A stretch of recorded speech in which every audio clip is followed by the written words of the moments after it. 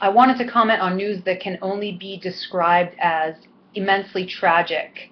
A woman named Jacintha Saldanha, who was 46 years old and a nurse working in England, committed suicide after two Australian radio hosts called into her ward at 5:30 in the morning, and she patched them through to the nurse that was taking care of Duchess Kate Middleton, and that nurse then disclosed very private details about Kate's condition. On top of that,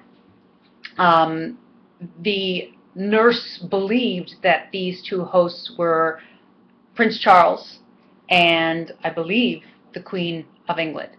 So all I have to say is that that's the risk, unfortunately, of doing pranks.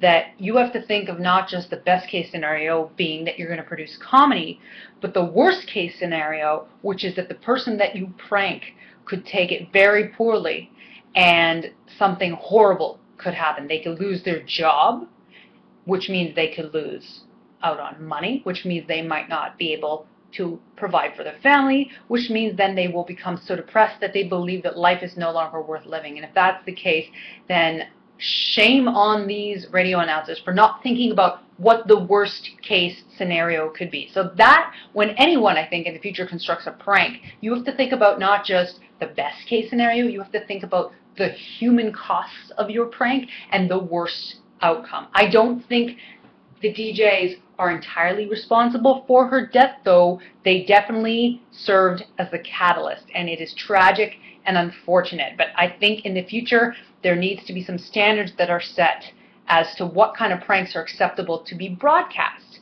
because it's the people who are being pranked who pay the ultimate price. So rest in peace, Jacintha Saldanha.